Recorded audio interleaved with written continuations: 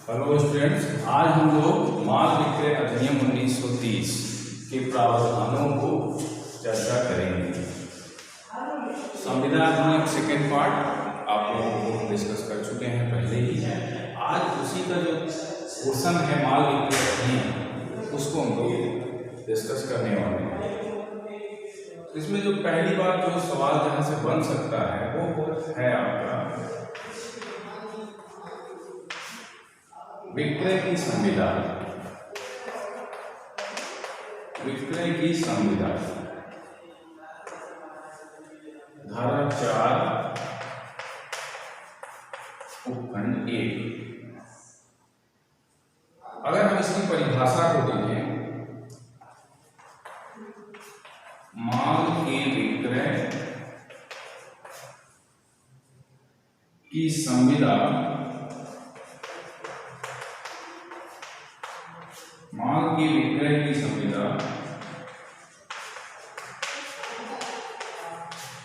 एक ऐसी संविदा होती है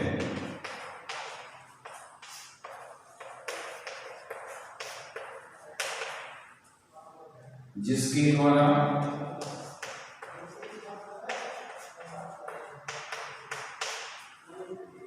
विक्रेता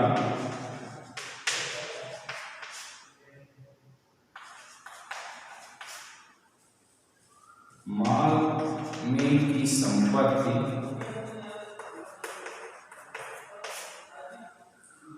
क्रेता को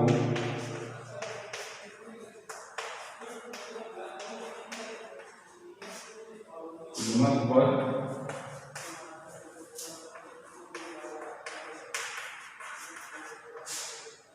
अंतरित करता है या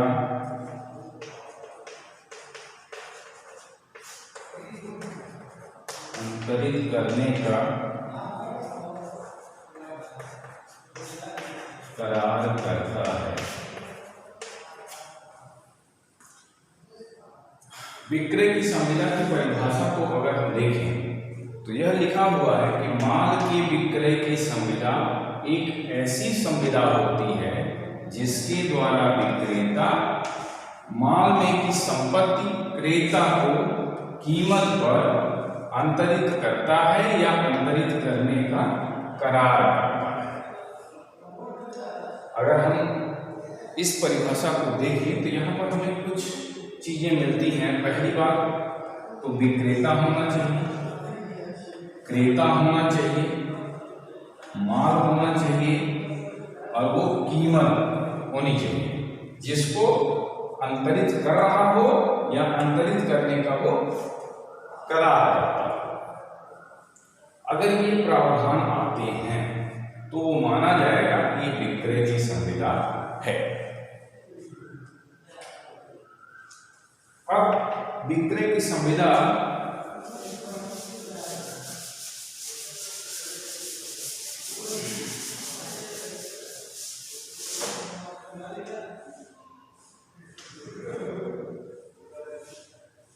अब इसके आवश्यक तत्वों को देखिए।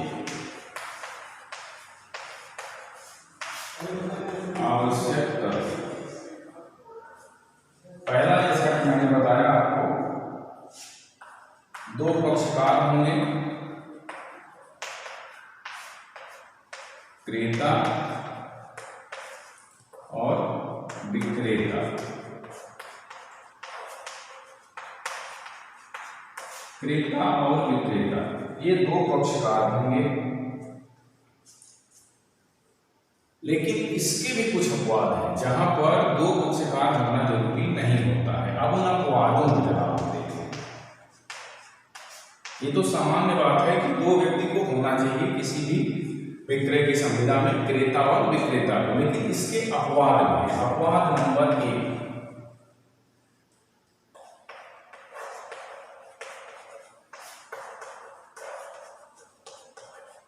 नीलाम विक्रय।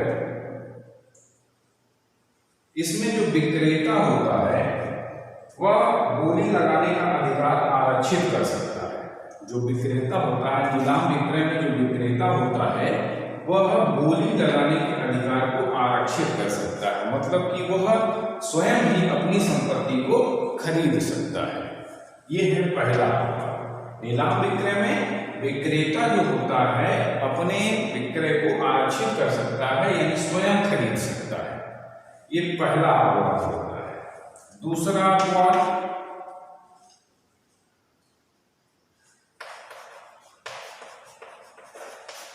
किसी बिक्री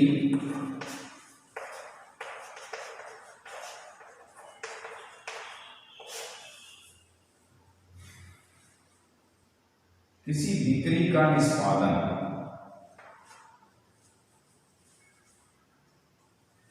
यदि किसी व्यक्ति के विरुद्ध उसकी संपत्ति किसी बिक्री हो जाती है और उसकी बिक्री की जाती है, तो वह व्यक्ति स्वयं अपनी संपत्ति का बिक्री के दौरान खरीद सकता है।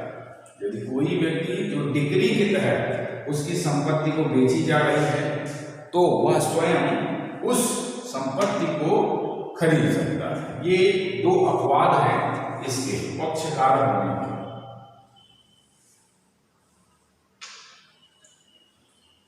दूसरा आवश्यक तत्व में, ये पहला हो गया, इसके दो अपवाद। अब आवश्यक तत्व में हम आगे आते हैं। दूसरा पॉइंट,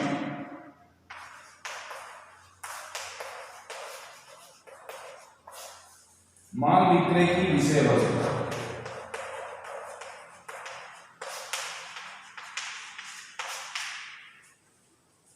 अब वो कौन सी वस्तुएं होंगी जिनका विक्रय किया जा सकता है? इस अधिनियम के तहत वो कौन सी वस्तुएं होंगी जिनका विक्रय किया जा सकता है? अगर हम धारा 2 उपखंड 7 जो कि माल की परिभाषा है, माल जो कि माल शब्द की परिभाषा बताता है, जिसके अनुसार अन्योज्य दावा और धन, अन्योज्य दावा और धन, इन दोनों को छोड़कर सभी चल संपत्तियां जो होंगी वो माल की परिभाषा में आएंगी। सभी प्रकार की जंगम संपत्तियां माल में आएंगी, अन्योज्य दावा और धन को छोड़कर। इसमें स्टॉक, अंश, उगता हुआ खेत, घास तथा जो ऐसी संपत्ति जो भूमि से आबद्ध हो लेकिन उसको भूमि से अलग किया जा सकता हो, अगर ऐसी संपत्ति है तो वो माल की परिभाषा में आएगी। तो माल विक्रय का विषय वस्तु जो होगी वो ये होगी, अन्योज्य दावा और धन को छोड़ करके सभी प्रकार की चल संपत्तियां। अब इस पर हम एक केस को थोड़ा सा देख लेते हैं। एक वाद है इस पर,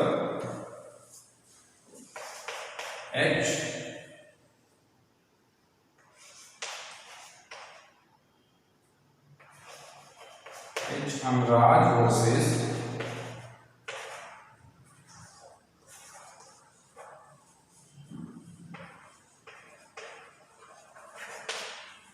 government of Tamil Nadu, AIR 1986, supreme court 63। इस वाद में सुप्रीम कोर्ट के समक्ष यह प्रश्न था कि लॉटरी, ये जो लॉटरी होती है, लॉटरी इस माल की परिभाषा में आएगी या नहीं आएगी? तो सर्वोच्च न्यायालय ने इस वाद में यह निर्धारित किया है, चूंकि यह कोई अचल संपत्ति नहीं है, लॉटरी कोई अचल संपत्ति नहीं है, इसलिए यह माल की परिभाषा में मानी जाएगी। अगला जो इसका आवश्यक तत्व है उसको देख लीजिए।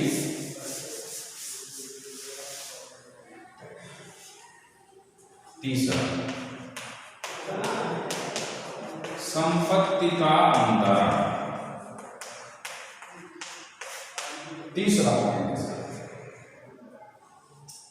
विक्रेता जो होता है वह क्रेता को संपत्ति का अंतरण कर देता है या अंतरण करने का करार करता है। यह परिभाषा में ही ऊपर देखे थे धारा 4 में कि संपत्ति का अंतरण या तो तुरंत कर देता है या अंतरण करने का वो करार करता है। यह है इसका तीसरा आवश्यक। चौथा,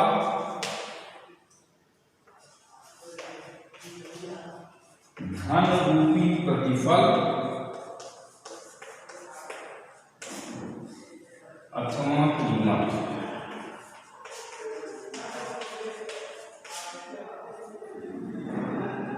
विक्रय की संविदा में प्रतिफल का होना आवश्यक है, जिसमें धन रूपी प्रतिफल होना चाहिए। धन के रूप में, सदैव धन के रूप में प्रतिफल का होना आवश्यक है।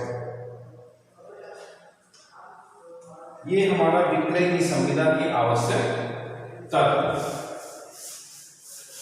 अब कुछ कंडीशन ऐसी आती है कि मान लीजिए विक्रय की संविदा हुई, विक्रय की संविदा हुई और संविदा करते समय जो जिस माल के लिए विक्रय किया जा रहा था वो माल नष्ट हो गया है, तब उस पर क्या होगा? तो ये धारा 7 को हम जरा देखें। धारा 7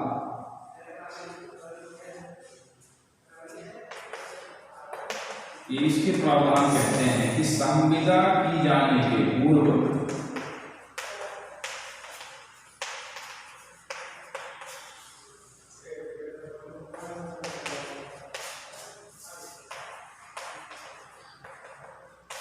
माल के नष्ट होने का प्रभाव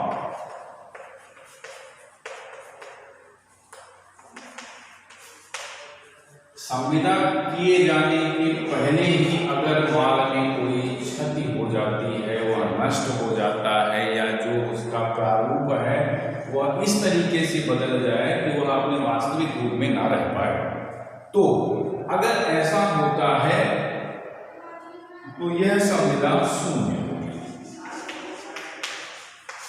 शून्य संविदा होगी। अगर यह कंडीशन आती है तो ऐसी संविदा शून्य संविदा मानी जाएगी। संविदा किए जाने के पूर्व अगर माल में कोई क्षति होती है या उसका प्रकृति में परिवर्तन होता है तो ऐसी जो संविदा होगी वह शून्य। अब इसी के साथ अगर मान लीजिए संविदा हो जाए, चलिए धारा 8 को देखते हैं।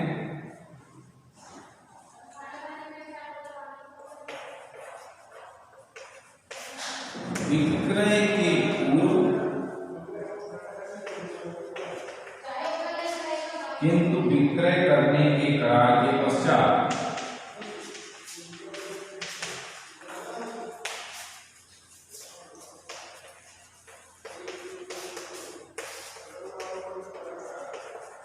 विक्रय करने के करार के पश्चात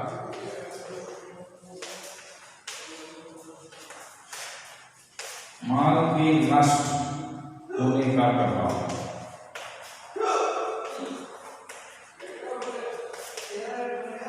विक्रय के पूर्व, मतलब विक्रय नहीं हुआ है लेकिन विक्रय करने का करार हो गया है। दो पक्षकारों में विक्रय करने का करार हो गया है और इस करार के दौरान ही जो माल है वह नष्ट हो जाता है, जो माल है वह नष्ट हो जाता है या प्रकृति में उसके परिवर्तन इस प्रकार होता है कि वास्तविक रूप वह खो देता है, तो ऐसा किया गया करार भी शून्य होगा। यह करार भी शून्य होगा। यहाँ पर दो कंडीशन है, यहाँ पे संविदा करे जाने के पूर्व ही है और यहाँ पर विक्रय किए जाने का करार हो जाता है तो संपत्ति नष्ट होती है। तो दोनों स्थितियों में यह संविदा और करार शून्य है।